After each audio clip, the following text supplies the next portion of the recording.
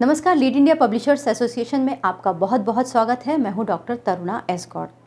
आज हम एक बहुत ही ज्वलंत मुद्दे पर बात करेंगे। बहुत सारे पत्रकार जो खास तौर से युवा रिपोर्टर्स हैं और जो फील्ड में जाते हैं, वो हमसे ये सवाल पूछते हैं कि आजकल पत्रकारों की कोई क्रेडिबिलिटी नहीं रह गई। फील्ड में वो जाते हैं तो चाहे पब्लिक हो, चाहे नेता हो, चाहे पुलिस हो, सबसे पहले उनका कॉलर पकड़ लेते हैं और उनकी हमेशा बेइज्जती करते हैं।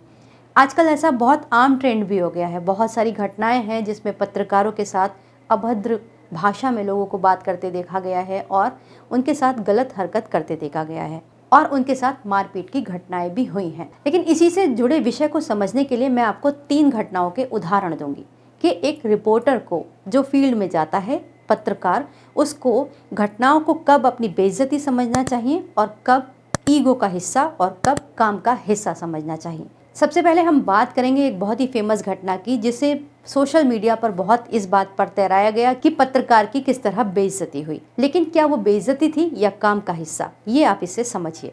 ये घटना है जब प्रधानमंत्री नरेंद्र मोदी अमेरिका गए। उस घटना में एक वीडियो फ्लो हो रहा था जिसमें आज तक की फेमस एंकर अंजना ओम कश्यप को भारत की फॉरेन सर्विस अधिकारी स्नेहा दुबे बाहर जाने के लिए कह रही थी। सोशल मीडिया में से ये कहा गया कि ये अंजना ओम कश्यप की बेइज्जती है, लेकिन आपको ये समझना चाहिए ये उसके काम का हिस्सा है। हमें इसे बायस्ड होकर नहीं देखना चाहिए। लोगों ने इसे कहा कि ये गोदी मीडिया की एंकर थी, इस वजह से स्नेहा दुबे ने उनके साथ ऐसा व्यवहार किया।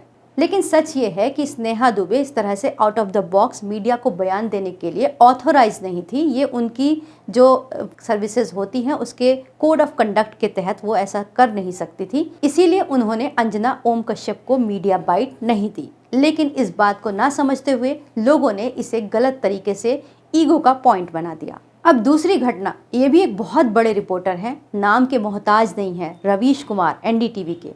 ये भी फील्ड में बहुत बार जाते थे और इतने बड़े नाम के होने के बावजूद भी इंटरव्यू लेने के लिए इन्हें कितनी मशक्कत करनी पड़ती थी, इसको आप इस वीडियो से देख सकते हैं। बात जब की है जब किरण बेदी इलेक्शन लड़ने की तैयारी कर रही थी। उस वक्त एनडीटीवी के प्रसिद्ध रिपोर्टर और एंकर रवीश कुमार उनका इंटरव्यू लेने के लिए पहुंचे। इस वीडियो में बहुत कुछ था जो हम पूरा नहीं दिखा पाएंगे। उसमें उन्होंने काफी परस्यू किया। किरण बेदी साफ साफ इनकार करती रही कि नहीं, मैं आपको इंटरव्यू नहीं दूंगी। लेकिन इतने सीनियर जर्नलिस्ट रवीश कुमार को भी एक नए जर्नलिस्ट की तरह उनको मनाना पड़ा, परस्यू करना पड़ा और फॉलो करके आखिरकार उन्होंने इंटरव्यू कंडक्ट किया। अगर लोग इस वीडियो को देखते ओरिजिनली जैसा कि वो घटित हो रहा था तो कहते कि बेइज्जती हो गई। लेकिन ये बेइज्जती नहीं, काम का हिस्सा है। एक पत्रकार को कुछ भी रिपोर्ट लाने के लिए बहुत मेहनत करनी पड़ती है। ऐसा नहीं है कि जाते ही सीधे सबके आगे माइक तान दिया और उन्हें इंटरव्यू या स्टेटमेंट मिल गया।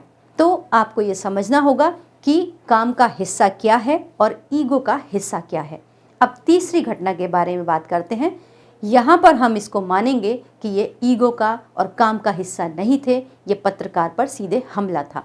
बात 1996 की है। उस वक्त आशुतोष नए नए रिपोर्टर थे और वो बीएसपी के बहुत बड़े लीडर काशीराम का स्टेटमेंट ले रहे थे। लेकिन बात आर्ग्यूमेंट में बदल गई और काशीराम ने गुस्से में उन्हें थप्पड़ मार दिया। इस घटना के बाद काफ़ी हंगामा हुआ और बहुत देर तक धक्का मुक्की और मारपीट चलती रही और इनकी जो टीम थी वो भिड़ गई और लीडर के जो टीम की तरफ से थे वो लोग लगातार हाथापाई करते रहे। बाद में चैनल की तरफ से रिपोर्ट और एफआईआर कराई गई और मामले में कुछ खास नहीं हुआ। लेकिन पूरी टीम जो उस समय उनके आशुतोष के साथ थी, उन्होंने एकजुट होकर इसका मुकाबला किया और अपने रिपोर्टर के साथ हुई बदतमीजी के लिए वो अड़ गए इंसाफ के लिए। तो ये 3 घटनाएं थी जिनसे आपको समझना चाहिए कि इस तरह की घटनाएं अगर होती हैं वो कब काम का हिस्सा होती हैं और कब ईगो का या फिर स्वाभिमान का हिस्सा हो जाती हैं। अगर आपके साथ भी इस तरह का कुछ घटित होता है तो आप हमेशा चुप रहे, मैं ऐसा नहीं कह रही हूँ। लेकिन यहाँ भी आपको ये समझना चाहिए कि आशुतोष के साथ भी जो हुआ वो भी उनकी इंडिविजुअल इंसल्ट नहीं थी। वो जो उनके साथ हुआ वो भी जनता के खिलाफ हुआ, क्योंकि पत्रकार जनता का नुमाइंदा होता है और वो कभी भी इंडिविजुअल नहीं होता। अगर आपके साथ भी कभी ऐसा होता है तो फिर आप इसे अपनी इंसल्ट मत समझिए, बदला लेने की मत सोचिए। मगर हाँ, मैं ये भी कहूँगी कि आप अपने स्वाभिमान पर चोट भी मत खाइए। अगर कोई फील्ड में आपका अपमान कर रहा है तो वो एक तरीके से जनता का अपमान कर रहा है, क्योंकि आप वहाँ पर जनता की नुमाइंदगी कर रहे हैं। अगर इस तरह होता है तो आपको गुस्से में आकर एकदम एक्शन नहीं लेना चाहिए। आपको सारे फैक्ट्स कलेक्ट करने चाहिए और गलत करने वाले के खिलाफ बिल्कुल लामबंद होना चाहिए। आप लगातार उस पर रिपोर्ट कर सकते हैं, फॉलोअप कर सकते हैं, आप मीडिया ऑर्गेनाइजेशन की भी हेल्प ले सकते हैं। तो बस मेरा यही कहना है कि आप अगर अपने काम को पूजा की तरह लेते हैं, दायित्व की तरह लेते हैं, तो आप कभी भी ईगोइस्टिक नहीं होंगे। और अगर आप ईगोइस्टिक हो जाते हैं तो फिर अपना काम नहीं कर पाएंगे, खास तौर से जर्नलिज्म। अगर आपको ये वीडियो अच्छा लगा हो, आपको लगा हो कि इसमें कुछ काम की बात है, तो इसे लाइक कीजिएगा, शेयर कीजिएगा और सब्सक्राइब भी कीजिएगा। वीडियो देखने के लिए बहुत बहुत धन्यवाद।